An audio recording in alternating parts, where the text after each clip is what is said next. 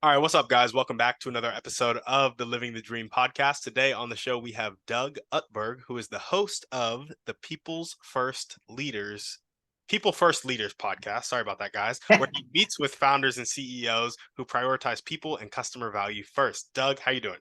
Doing great, doing great. And you did that exactly like you practiced in the pre-show. So nicely done. Yeah, absolutely. Well, cool, man. We like to jump right in. So if you can start with telling us a little bit more about yourself and what you like to do for fun, that'd be great. Sure thing. So I think my background is I had about a 20-year corporate career. I was in tech in the finance area. So I was at Intel Corp and Lattice Semiconductor. But then I actually got laid off at the beginning of COVID. And so that's when I began what I call my hustle career. So it's been a combination of consulting gigs, contracts, and of course now I've been the host of People First Leaders podcast for a couple few years now.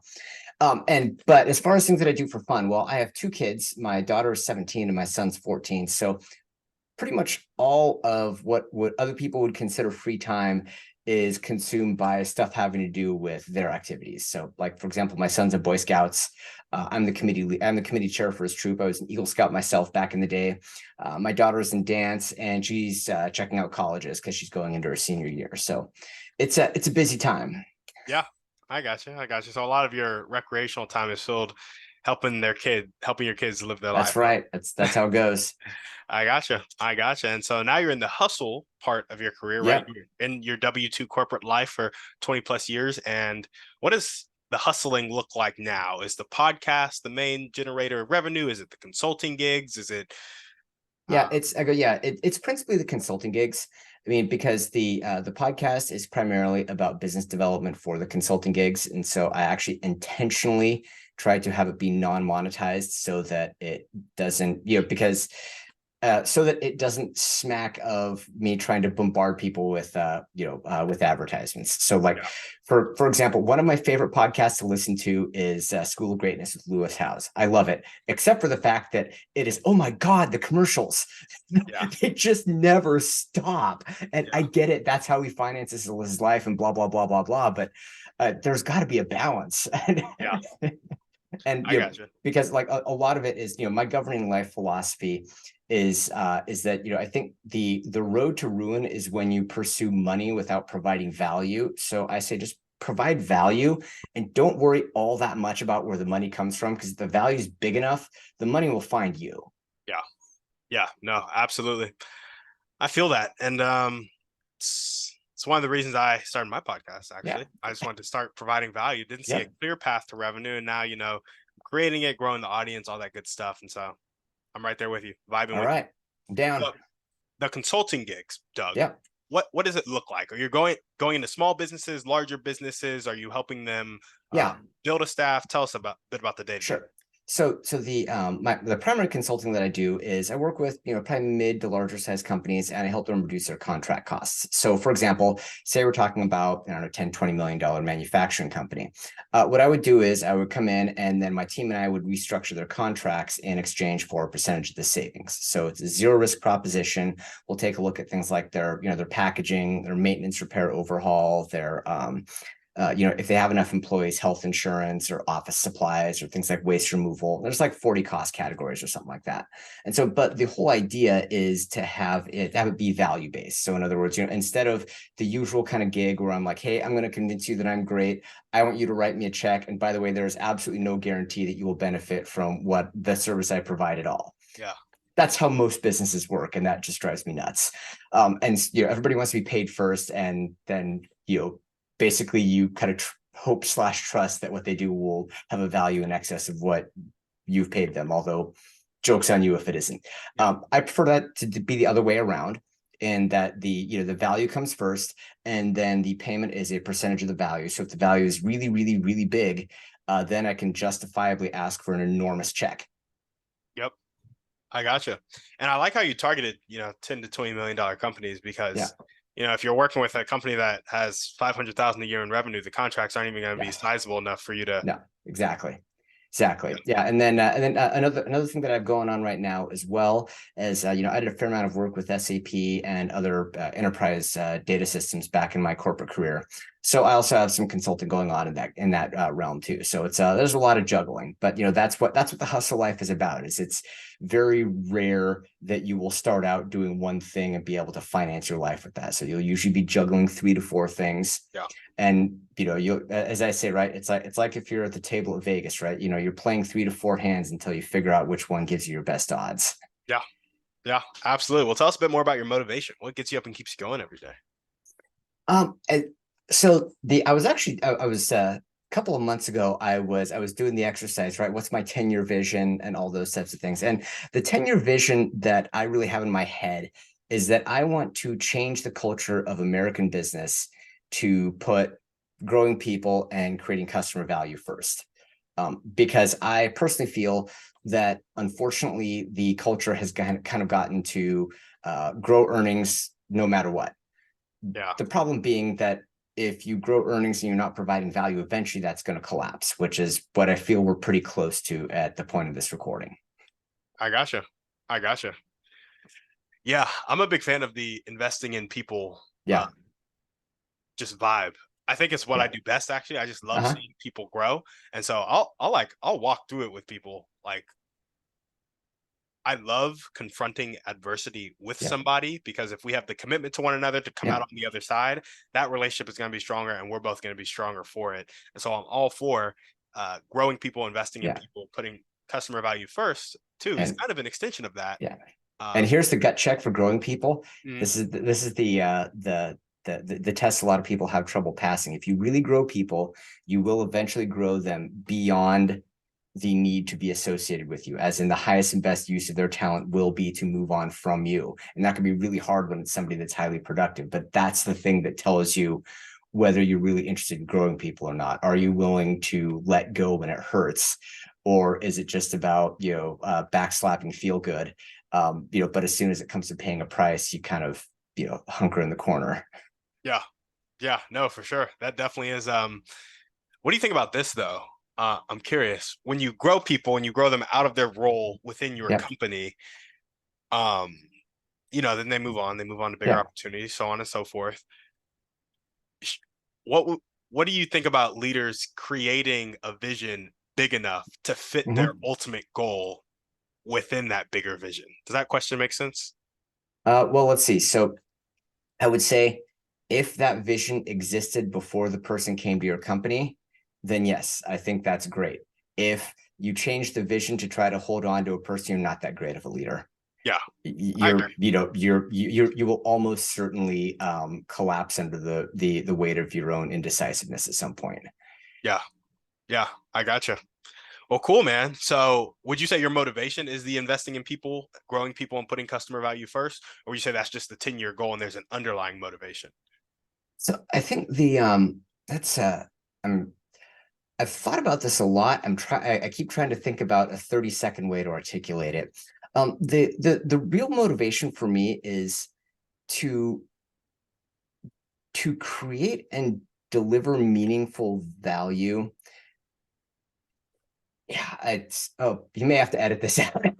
I'm struggling here. No, you're good, man. It's a conversation. Um, but Keep it but yeah, rolling. it's it's really about about aligning my life and career toward that creation and delivery of unique value. And because that's actually a lot harder than you might think, because what a lot of people figure out how to do is they figure out how some way to riff off something somebody else said and basically make a Me Too brand that can be profitable.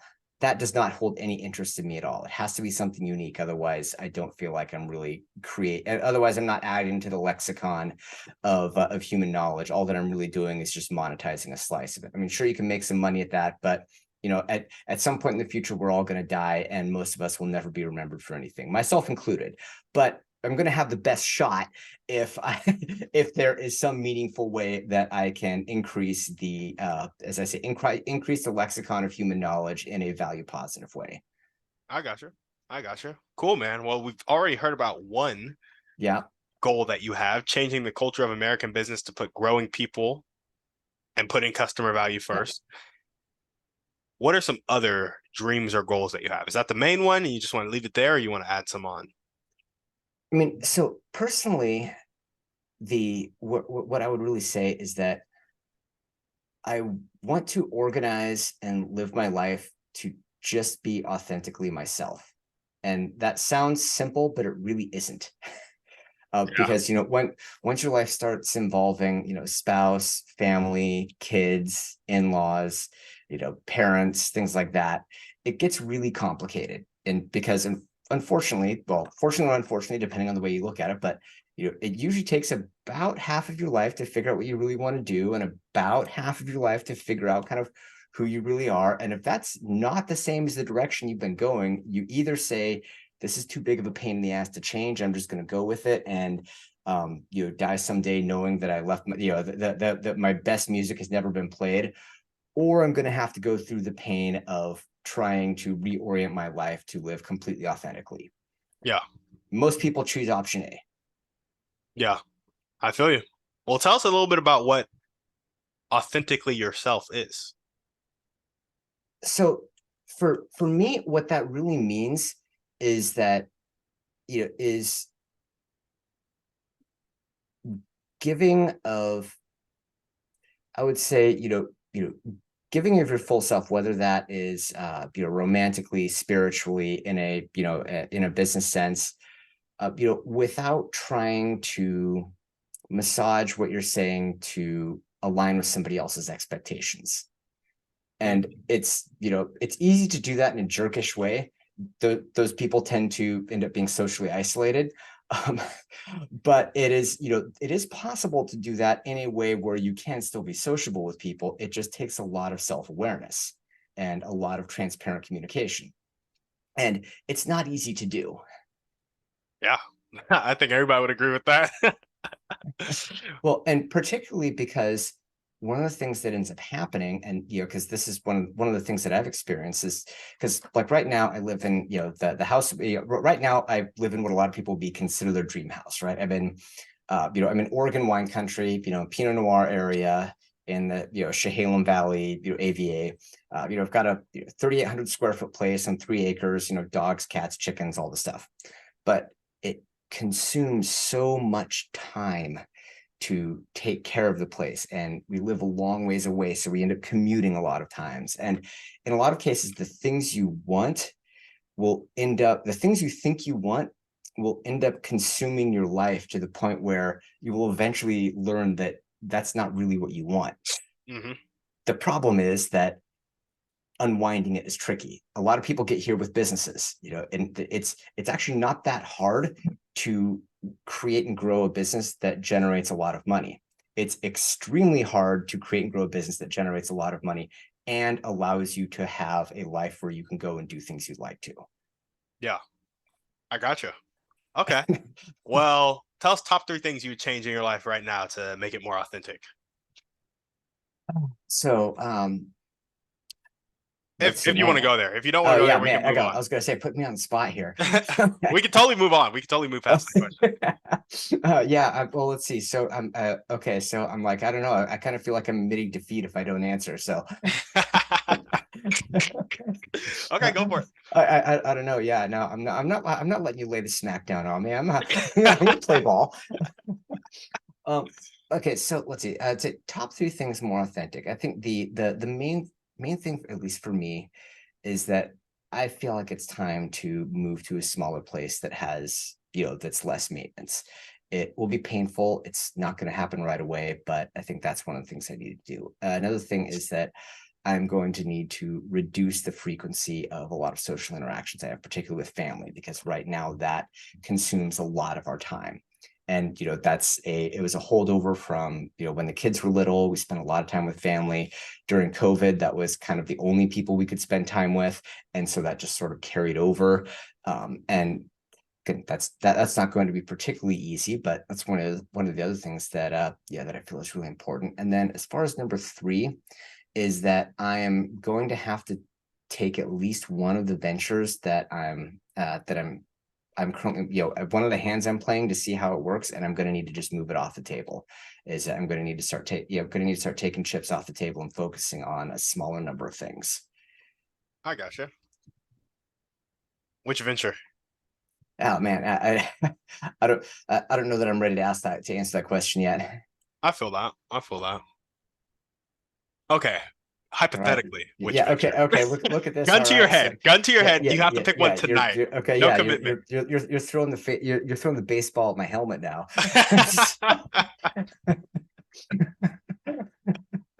All right.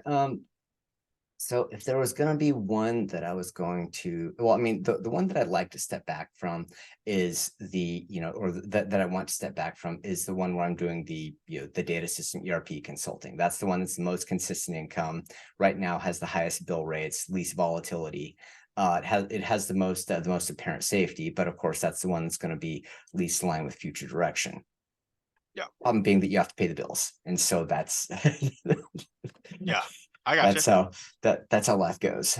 Yeah. Is there a way you could scale that business to where it's Mhm. like maybe 10xing the revenue, Yeah. but put somebody in your position and just take the delta and then Um, make it 2 hours a week or something like that? yeah, I don't see it, but that's something to think about. Yeah. Yeah, Cool, man. I don't see it, but that's something to think about. Yeah. Okay. So we got move to a smaller place, requires Hmm. less maintenance, reduce the frequency of social interactions, particularly with family, and then get rid of the ERP consulting, or step back from it. Yeah, yeah, eventually, yeah, ERP is like a soft commit. Maybe it's a yeah, different venture. yeah. It's because yeah, yeah, exactly. I'd say that's probably the stuff. Okay. Cool, man. Well, any other dreams or goals that you want to chat about? Um, let's see. It's I'm frankly more concerned with really just living true to who I am because I figure dreams and goals will come, but in a lot of cases it's really easy to get wrapped around a certain dream or goal, but it's really the person who you become in the process that's more important than the goal itself. Yeah, I agree. I agree. That's hype, man. I like that you are really pushing for that authenticity because Yeah, ultimately, at the end of the day, you got to look back on life and yeah, be like, I lived it. What's the yeah. Frank Sinatra song? My way. Yeah. Well, it's, I mean, because the thing is, in order to do any kind of, I think, in order to, unless you're extremely self-aware and have very, very, very supportive people around you, in order to do really deep self-analysis, you have to go through some kind of significant emotional or physical trauma. In a lot of cases, both, although Mhm. hopefully not. In my case, yeah, the whole getting laid off in the middle of COVID, and I ended up putting in like 300 and something job applications because just nobody was hiring, Yeah, and that was just like a giant gut check.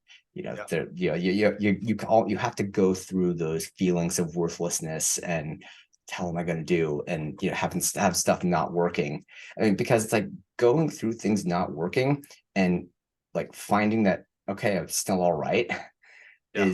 that's the thing that can dissipate your fear of failure. You have to go through just a complete and total failure and say no, I'll still be okay.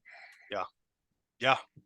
I used to ask this question on the podcast. What's kind of the catalyst that makes people Yeah, change their life, switch from fixed mindset to growth mindset? And it's always some extreme event that yeah, causes either extreme inspiration or extreme desperation. And it takes a personal choice when faced with those things. It's like the answer that I kept getting from everybody on the yeah. show. Yeah, well, and because here's what I would say with growth mindset too, because like a lot of people say, "Hey, adopted a growth mindset, and I got really great results." And it's like if you have a growth mindset, the results don't matter. Yeah. If the results matter, you still have a fixed mindset. I like that. I like that a lot. If it's really a growth mindset, Yeah. then you're doing it because it's the right thing to do, not because it gets you the better results. Yeah. The better results are a nice byproduct, but if it's results based, you still have a fixed mindset. Go back to school. Go back to school. I've, There we go. I know this from experience. Yeah. I love it, man. Well, cool. Do you have a date in mind where you'll kind of move it into a smaller place that requires less maintenance? Oh, that's hard to say. Yeah, it's probably going. Yeah, that's hard to say. I'd like to shoot for the net within the next couple few years, but What stops you from fire selling and just going to a smaller place in the next 3 months? Is um, it a family thing? yes, Yeah, yes, makes yeah, sense. yeah. Well, that's the thing is, it's when you're when you're a gunslinging single person, that's a different Yeah, ball game than when you're married when you have and have a family. Uh-huh. Uh-huh. Is it kind of like wanting to keep the kids in the same place? The wife's just not on board. Yeah, combination, but yeah, I think stability is important, Mm, especially because my daughter's going into senior year. Yeah, just household stability is important. Generally speaking, spouses tend to like stability. That's a fairly yeah, fairly common attribute. So, I and feel by you. the way, there's nothing wrong with stability. That's in No, it's fact great. yeah, it's a very laudable characteristic. It's just impossible to grow without having things change. Yeah, yeah, for sure. For sure. Well, awesome, man. What are the top 1 to 2 skills that you need to develop right now to Hmm. make these dreams and goals come true? I would say biggest skill is making uncomfortable changes and then letting go of opportunities. Because Mm. probably I would say my biggest Achilles heel is that I have an extremely hard time saying no to things that I think could be great opportunities. Oh, I see. That's interesting. Do you think it's because, why do you think that is? Well, it's a part of it is because um I'm very cognizant that there's a whole lot that I don't know that I don't know. Hmm. And so you don't ever really know where the big breakthrough is going to come from. Yeah. And so there's a part of me that's concerned if I tunnel too much on one thing, I could be giving up other opportunities. But the problem is that if you don't focus on one thing or a small number of things, there's a limit to how much you can grow it. Yeah. Yeah. No, for sure. That focus is key. And controlling that FOMO is Yeah. also key. I think Alex Hormozy. Do you know Alex Hormozy? Yes. Yeah. Well, God, everybody knows Alex. The whole internet knows Alex Hormozy. Yeah. Who doesn't know Alex? Well, I mean, I don't know him personally. He doesn't take my phone calls, but I watch his YouTube channel, and Yeah. he just he makes earning gobs of money. Just looks like it's as easy as falling off a turnip truck. He's such a beast, man. I'm just like, oh, but he is so extreme too. Like, well, that, and he's also got he's got the biceps that are the size of my head. So Yeah. Yeah. I think it was Alex Hormozy who talked a lot about focus and specifically the woman in the yeah, red dress and how yeah, the woman in the red dress gets more and more attractive as you level up more and more. And the yeah, skill of saying no, and it's something you really got to learn. Be like, it's a great opportunity, just not yeah, one for me. And yeah, honestly, I don't know how to learn that because I have a problem with focus too. I'm running yeah. a podcast, marketing for real estate properties, and want to buy a business. And so it's like Yeah. doing all three. So Well, it sounds like I mean, it sounds like you need to add like 3 or 4 more things to the mix. I mean, come on, you only have three hustles going. Come on, what's wrong with you? You got to pump those numbers up. Those are rookie I, numbers. honestly though, no, no. I will say that buying the business isn't it's kind of like a 2 year, 3 year, 4 year thing. It's like Hmm. I have to see success in some of these other things. Yeah, Like really the podcast and the real estate are the main things on my plate. yeah, Then I would say I'm hosting a virtual summit, which is like a back end offer for the yeah, podcast, which is another kind of you can link it with the podcast. So really I have two yeah. things, kind of three going on, but yeah, man. He says just focus, pick one and just stick with it. You can make all of them $1 billion thing. Just pick one. Hmm. I'm like, that's easy to say when you're worth a Yeah, hundred that's billion easy. dollars. Yeah. Well, and okay, so this is one of the other things too is that um well, there's, I'm sorry, we're going on Alex quotes. It's like if somebody tells you, okay, well, save your money, put it in the S&P 500, be like, all right, thanks, Captain Obvious. If Warren Buffett says it, it's amazing. Yep. So like, when Tom Bilyeu says something, it's like, well, who's this guy? Okay, well, he sold Quest Nutrition for 400 million bucks. Uh-huh. Okay, so he's credible. So, Uh-huh. Yep. so Yep. that's the thing is, and because the thing that I keep thinking to myself is, I'm like, okay, am I listening to what someone says just because they have a whole bunch of money and have been successful, or is what they say really uniquely meaningful? Is it Mm. fundamentally different from other stuff that I've heard, or am I just chasing a shiny object? Yeah. And because the and if there is one if there is one self-centered thing that I would like to do, if and when I achieve the success that I want, it's to snub all the people who didn't pay attention to me when I wasn't big. I, Because I it's like, won't write that one down. yeah, I know. Well, Yeah, you'd have to write that one down. But yeah, because of course, right, when you don't have a following, you're invisible. Oh my God. It's like I know. when you don't have a real, how I made a bajillion zillion whatever dollars, in 2 hours a week, sitting at home with no effort at all. Until you have that story and it's real and people believe it, you're invisible. Mm, And so that's the thing is, trying to build a brand kind of in the in the awesome, amazing, super fantastic, amazing, bigger, super colossal, everything era. It's hard, yeah. you know. Yeah. No, for sure. It definitely is. Um, yeah. There's nothing more to say. It's hard. Yeah, yeah, it's hard, It is because what it is. Twitter's not giving out free engagement, neither is Instagram, neither is Facebook. I mean, Oh man. TikTok was, I don't know if they still are, but of course the problem for like all of those is that I think the single most reliable strategy for all of those platforms is to be an attractive female, which I can't do. Well, I mean, I suppose I can, but it will require a lot of very All expensive right, chill, chill, surgery. chill, chill. Gotta get my podcast canceled. Yeah, okay, yeah, okay. You're gonna get pat. It's just facts, man. It's just facts. Yeah, man. And you know what else I think is interesting about the building the brand thing? They like went and built the story, but then they also put a lot of money into their brand. Like Alex Hormozy, he Yeah, like yeah. says, yeah, I just did a bunch of organic marketing for my brand and stuff. Hmm. And he did, but he also had a team he was paying 20 to 30K a month that kind of Yeah, knew the organic strategy. And he yeah. was paying for years of experience in 10 to 20K a month because he had the cash flow and that helped him grow 10 to without. 20K for Alex, another 10 to 20K for Layla. So between the two of them, they're about 50 to 80 grand a month Yeah, no, I in think they're Glam more around Squad. 80 now. Yeah, yeah, exactly. Because yeah, no, Glam Squad doesn't happen just for free.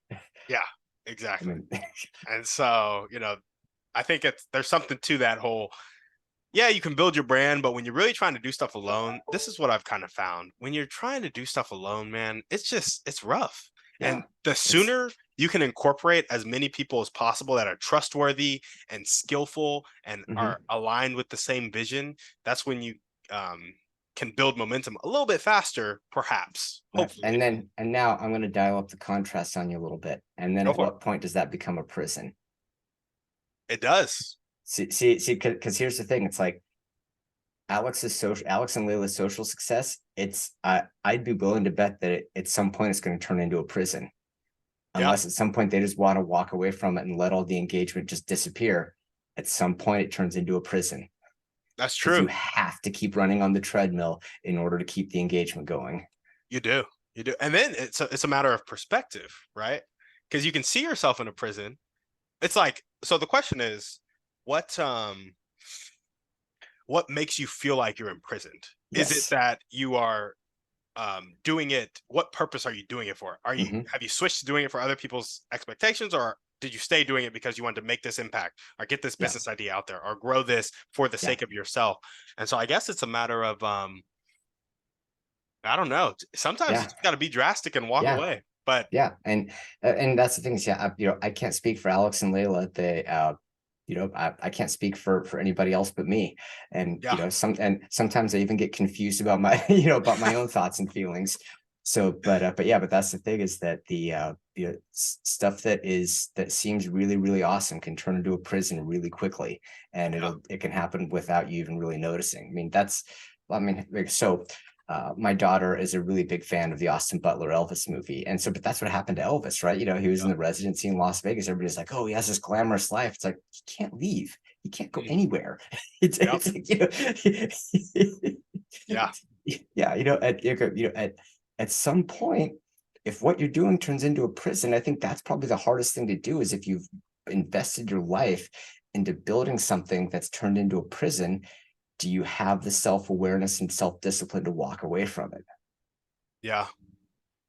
Yeah. That self-discipline is key too, because you do always have the option to walk away. Like Sure. as you just have to be willing to deal with the consequences of that, right? Yeah. And so Layla and Alex could walk away and they could um lose all their engagement, but they'd never have to post another thing on social media. It's like Yeah. you could fire sell your house right now, but then you might ruin Yeah. your daughter's life or something Yeah. like that. And it's Yeah. like those some consequences I don't want to deal with. And so it creates this prison, but it's a weird type of prison because it's Yeah. not one where you're there against your will, but No, it feels like you are because it's yeah. Well, it's and because yeah, I think of it as like a psychological prison because yeah, it's not that somebody is like coercively forcing you to do something, but it's that you're constrained by either your own expectations or someone else's expectations. And there is, and so you end up not doing the things you really feel you want and need to, just because of those barriers. Uh, yeah, I, I think that that's, I mean, because like, for example, right, we'd say, okay, well, we all talk about success and all this kind of stuff. Well, if the worst happens, any of us can just move to Tibet, go join a monastery and become a monk and live a probably more happy and fulfilled life than we do right now. There's no barrier to that. yeah, Whether anybody does it, but there's no barrier to that. very true. And so, but and I don't know the answer to this, but a lot of us, we end up spending a whole bunch of our lives creating a really elaborate psychological prison that we're afraid to escape from. Yeah. Yeah, I think it's a matter like when I first hear that, I'm like, the prisons I've created were one, playing football. I got really Mm-hmm. good at football. And then two, I was leading Young Life. And Uh-huh.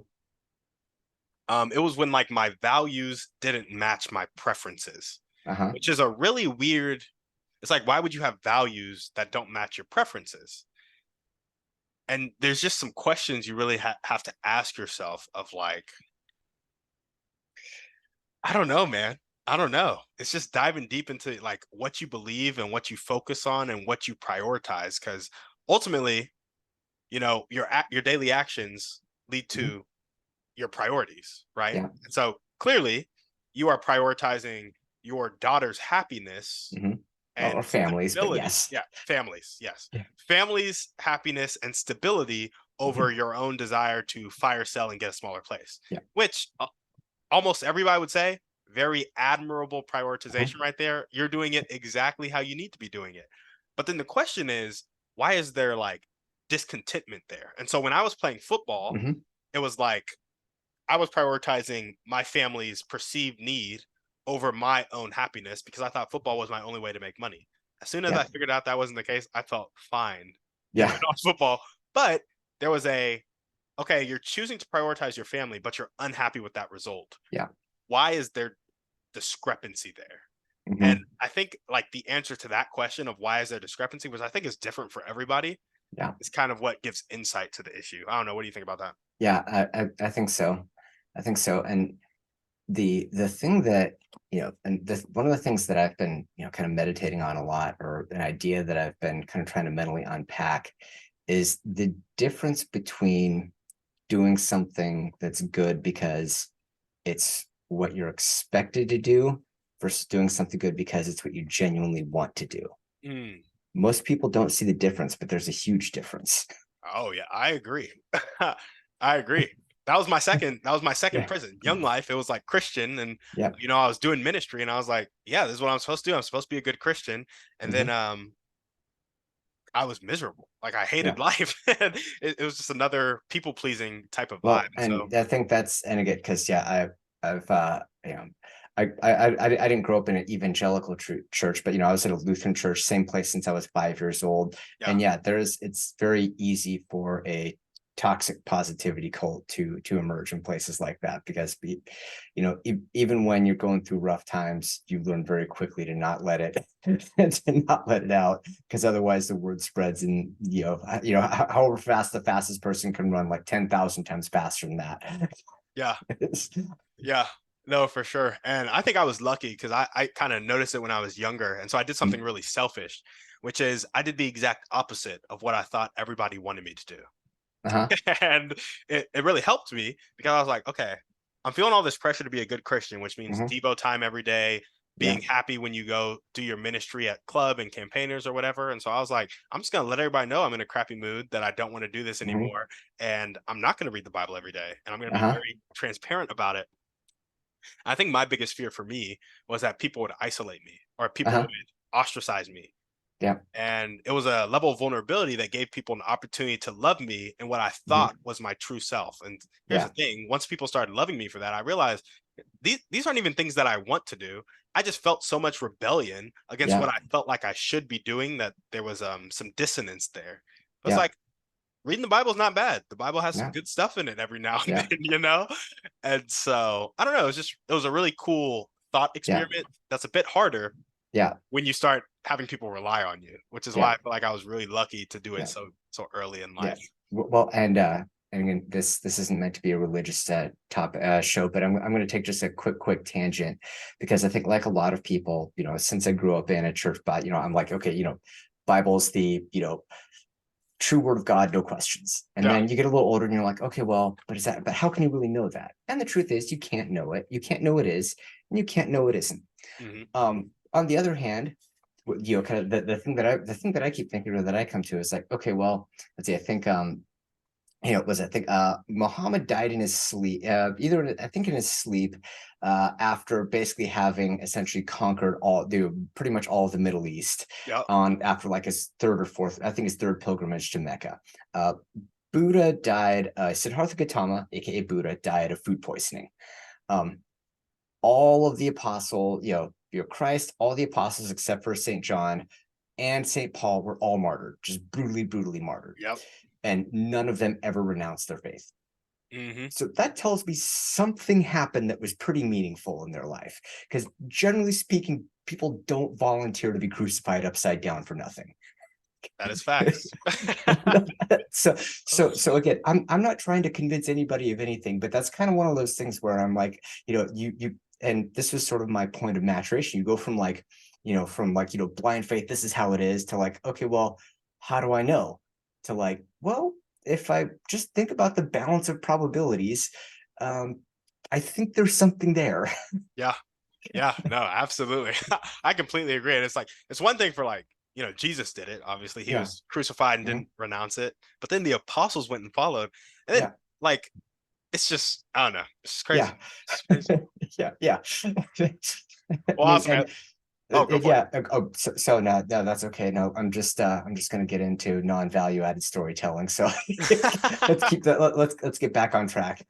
Okay, cool, man. Let's bring it back to dreams and goals. What are the highest impact daily actions that are going to tick the needle forward towards your dreams and goals, changing the culture and Mhm, organizing and living a life that is mhm. authentic? So I think I've been getting a lot better at journaling recently. Not that journaling directly like changes anything, but it helps me to clarify my thoughts. And I think it also gives me a chance to go back weeks and months into the past and Hmm. see what I was thinking. So then I can see the evolution of how I'm unpacking things that I'm doing. It also gives me, because like sometimes I'll put out lists, sometimes I'll say, I'll just, sometimes I'll make a list of things I need to do. Sometimes I'll just list out things I'm thinking about or things I'm feeling. But I think that a lot of times just getting that down, and especially as a male, that kind of discipline is kind of hard because everybody told me to do it when I was a kid. And of course, I never did, and now I wish I had. Yeah. Yeah. Um, Yeah. I got you. So journaling. yep, yep, it's pretty simple, but I mean, I think it's pretty meaningful because, of course, but I think I'm normally out of bed at about 4:45 in the morning because right now the gig I'm working on starts. I work East Coast time and live on the West Coast, so I start at 5, and so I'm up early. That I don't think that's because what I keep trying to think is right. What's a source of value and what's just something that happens alongside value? Because I think what a lot of people do is they'll see somebody, say somebody like Alex Hermosi, right? Yeah. Alex gets up at 4 in the morning. I'm gonna get up at 4 in the morning. That doesn't mean you're gonna be worth $100 million. Uh-huh. You're Yep. still gonna Alex goes to the gym. I'm gonna go to the gym. That doesn't mean you're gonna be worth $100 million. Yeah. A lot of people, what they do is as so and the colloquial term for this is they call this cargo cult, because after World War II in the South Pacific, what happened was Native Islanders, they actually built they built air traffic control towers with bamboo, and they made like coconut headphones, and they had signal sticks with bamboo pieces, thinking that if they mimicked running an airfield, that more airplanes would come to bring supplies. Oh, I see. I And see. so what a lot of people do is they will mimic the habits of people who are highly successful, thinking that that's what makes them highly successful. And it's not. The thing that makes you highly successful, generally speaking, and I totally stole this from Mark Manson, so I'm going to give credit where it's due, is that you have a counterintuitive idea that actually ends up being right, and then you put a shit ton of work into it. Yep. And of course, the problem is that most counterintuitive ideas are wrong. So you have to go through being wrong a whole lot in order to get to that one that's right, usually. And Yeah. that's the part nobody sees. Yeah. No, absolutely. Yeah, It's a really most good point. counterintuitive, there's a reason why common sense exists. It's because, most things that defy common sense are bad ideas. But just about Yes. everything that has been highly successful there's a really good reason to think it was a bad idea. And for whatever reason, it worked out because something changed. Yeah. And it's crazy how much of that is due to like kind of happenstance, you know? Yeah. It's like there was Yes. a lucky connection happened and then the right timing and all that Yeah. stuff. Well, But and because this is one of my favorite object lessons too, is when you're talking about right timing, because uh, I roll my eyes every time I see some Twitter or LinkedIn post about Steve Jobs, because it's like in 1996, Steve Jobs was an arrogant jack who nobody wanted to work with, nobody wanted to work for, who ruined Apple Computer and couldn't be trusted to and couldn't be trusted to run a company. yeah, Then Toy Story comes out, Apple, iPod, all of a sudden he's a genius. I'm like, in the early 90s, everybody thought that he was an arrogant jerk who who couldn't work with people. Uh, yeah, this is what I'm talking about, how the story changes when the story changes with results. yeah. Yeah, No, absolutely. You're definitely and right. because yes, he was a visionary, but he didn't become a different person from the early 90s to the mid 2000s. Yeah. He didn't change. He didn't fundamentally change. Yeah, no, for sure. Well, cool, Doug. What character trait do you most need to develop right now to make your dream life come true? I would say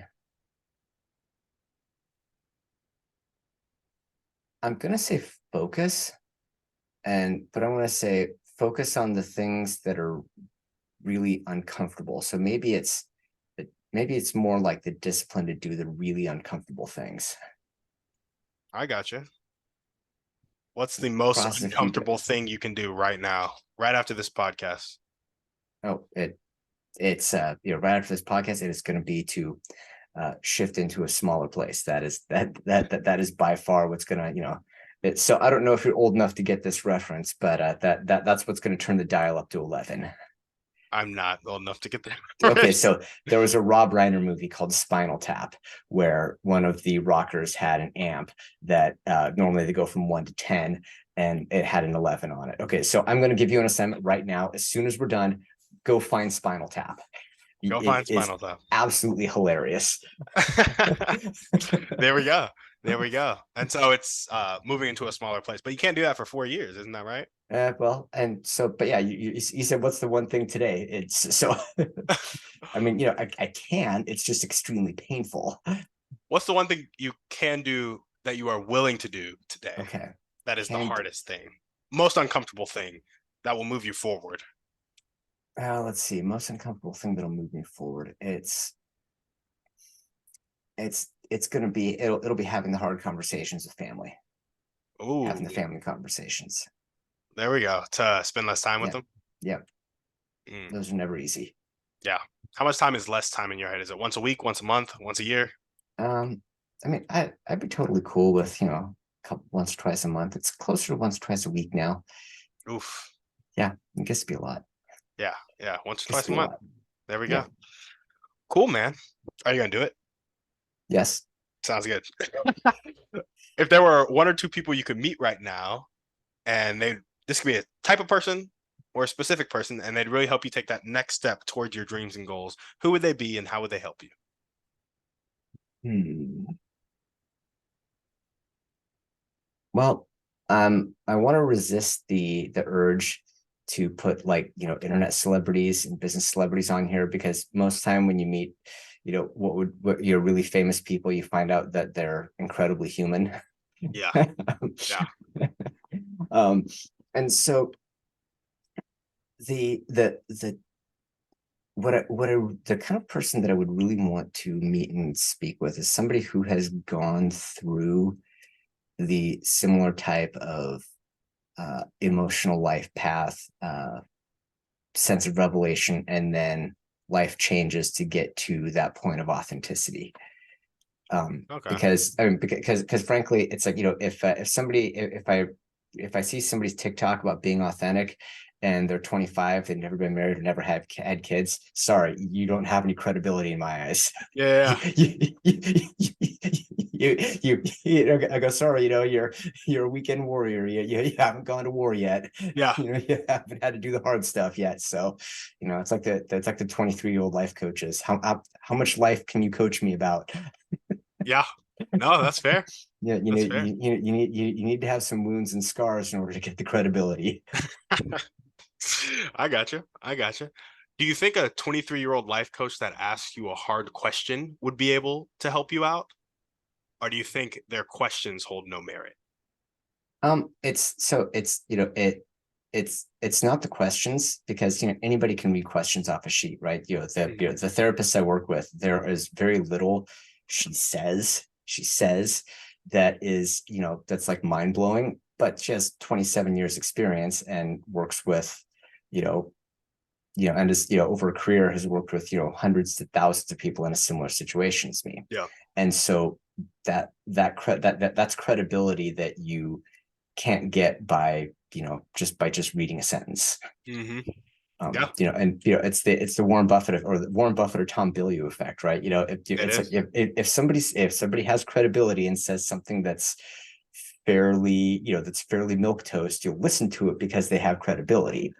Whereas otherwise you have to say something really outlandish, and yeah, and then if you don't have credibility, most people won't listen to it. But It's very fair. It's very fair. It's a strange conundrum. yeah, It's a strange conundrum, but also makes perfect sense because that was a social big proof. word. You're like, you're talking all fancy on me here. What's a better word for conundrum? But it's fine. I'm just Catch giving you a 22, bad maybe? time. Yeah, Is I'm that just the giving you right? a bad time. It's cool. You're good. You're good. Yeah, but it is strange because it's like we walk by people that might be able to help us every Mhm, day, and then we discount it because they don't have the experience. mhm. But there's like the people with the experience, sometimes are out of reach because Yeah, they cost too, like Tony yeah. Robbins. Oh, good luck. Yeah, you could pay him $100,000 to Yeah, talk to you for 15 minutes, maybe. he probably But still wouldn't do it. exactly. He probably still wouldn't do it. But he's the ultimate authority, right? Like Yeah, if anybody could coach you on life, I would want to go to Tony Robbins for sure. Um, depending on who you are. You can also talk about yeah, like just top celebrities across the board. yeah. It's like, somebody might have heard Tony Robbins speak and literally be giving you the same advice that Tony would give Mhm, you in that same situation. yeah, Just like, we discount it. And so yeah. I'm curious of like holding up the you need experience because I need social proof to trust Uh-huh. it's true. Yeah. And then just being able to personally evaluate information on its own merit and then go Hmm. apply it as an Yeah. individual. And even like getting the information yourself. Like Tony Robbins might just tell some people to be consistent. And it's like, well, you could have told yourself to be consistent, Because yeah. you Well, know? and so yeah, here's kind of here's the mental hack that I think of. Okay, am I talking to somebody who's made some of the same mistakes I have? Hmm. Because then, because then, then they'll have a more first person understanding of what I'm working with. Yeah. They'll be able to understand and empathize a And bit more. fortunately, there's a higher population of those kind of people, and I'd hope it'll cost less than 100 grand for 15 minutes, but I haven't priced it out yet. I'm sure it will. I'm sure it will. Well, cool, man. Now we're gonna jump into our thriving three. These are real quick. Okay. First question: what's your favorite book, movie, or podcast? Pick one. Let's see. So book, fiction, nonfiction. Either one.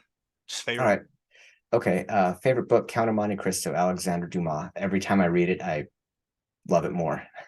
What was it called? Count of Monte Cristo. Count of my. Okay, I got you. I got you. I've never read it. Why is that your favorite? Because well, it's an well, so it ends up, it's all based on a very elaborate revenge plot where the main character Edmond Dantes was framed for being basically for being a political radical in favor of Napoleon Bonaparte and thrown Mm, into prison, and essentially he lost like 20 years of his life. And so he acquires a whole bunch of wealth, does this really elaborate plan on how to get revenge, and then at the very end kind of goes but then eventually goes through a period of self-discovery where he figured out that his life really doesn't get any better by getting revenge on all these people, and he really just needs to be his authentic self. yeah, you're big on authenticity. Yeah, well, it's when you get there, you spend a lot of your life conforming to expectations. Eventually it kind of hits you. Yeah, yeah, I got you. And what is one way you like to take care of yourself? Oh, let's see. That's a good question. That's a that's a really really good question. I like to say that I take time out to go on walks, but I don't do that anywhere near as consistently as I should. There. We could do the walks. We could do the walk. All right, okay. Let me slide with that one. Yeah, yep, yep. And what is one action step you can take right now or continue to take if you're already doing it to meet that person with a similar type of life path, life experience who has Mhm. gone to that authenticity can help you get there as well. Well, and a lot of those people I'm reaching out to for my podcast. So it's really just, I think, continuing the outreach, Mm, and, continue. And also, I've started getting into doing more guesting as well. I was hosting a lot for a while, but I think that the guesting opportunities will be a lot of chance, will be some really good chances to do exactly that, to meet people who have gone through some of those, some of those have made those similar mistakes, gone through some of these similar life transformations, yeah. which is a nice way of saying, having gone through a lot of emotional trauma and decided that whatever you were doing before, you can't keep going with. I see. I see. There we go. All right, we're gonna jump into our final series of questions. We got Okay, about 5 minutes, so we're gonna run through this. You ready? I gotcha. I'm down. What is one limiting belief that continues to pop up in your life, if any? I was supposed to preface this Yeah. with you can also choose to pass on any of these questions because they do get a little bit personal. Well, no, okay. Well, that's admitting defeat, so that isn't happening. And that's and that ties into my limiting belief, which is, probably my biggest limiting belief is that asking for help, or or admitting that something failed or that something didn't work, is somehow a admission of defeat and or failure. And so Mm, I will tend to not ask for help when I should, and I'll tend to hang on to things longer than I should because I don't want to make that admission. I gotcha. I gotcha. And where does that come from? I mean, a boy, we're getting into therapy now. That's a uh, I I think, I mean, it at one way it could be a desire to be right or to not be wrong, but I think a probably a yeah, I mean, well, just because I think, like, just growing up, like everyone in my family, people always like did stuff themselves instead of hiring it out. It'd be like, okay, a part of how you knew you were a useful person is if you could do stuff, because it's like, if you have to pay somebody to do something, that's just admitting defeat. Hmm. Yeah, And that's utterly unreasonable, but it that's is. that that's that's and it's really juvenile if you think about it, but Yeah, but that's the upbringing I'm overcoming. yeah, I feel you. And are there any limiting actions or inactions that reinforce this limiting belief in your life? I think, yeah, the inactions are largely that I probably don't cut things loose fast enough, Hmm, and that's if you're going through a dynamic life where things are changing, you have to develop that discipline. Otherwise, you'll end up with a lot of hanger-oners Yeah. that dilute your focus. That's get back into the stuff that's easy for Alex to say. Yeah. Absolutely. What is something you can do to like create a system around cutting stuff off quickly? Does that make sense? Mm-hmm. Mm-hmm. Well, I mean, the easiest is, just at a certain time interval once a year or so, just make a list of things that I'm doing in rank order, top to bottom, cut the ones on the bottom. Mm. We call that zero-based budget in finance, is that, you do a rank order of your projects and then you do your funding. When you run out of funding, you just stop doing projects. It's where you're supposed to do it. Nobody actually operates that way, but it's where you're supposed to do it. And is cutting something in a year fast enough for you, or do you need a quicker turnaround? When's your ideal turnaround? Well, because the thing is, I need enough time with something to be able to tell whether it's meaningful or not. Mm-hmm. Because it's like, if I guess my thought is, if you're going to give something less than a year, then why'd you start it in the first place? It's very fair. Yeah. I mean, in theory, at some point, I could just stop trying to run harebrained ideas, but I don't think that's going down. So, Yeah. I got you. I got you. Cool. Cool. All right. We got one last question for you. We're okay, gonna all skip a right, shoot. couple. What is your favorite belief about yourself? My favorite belief about myself.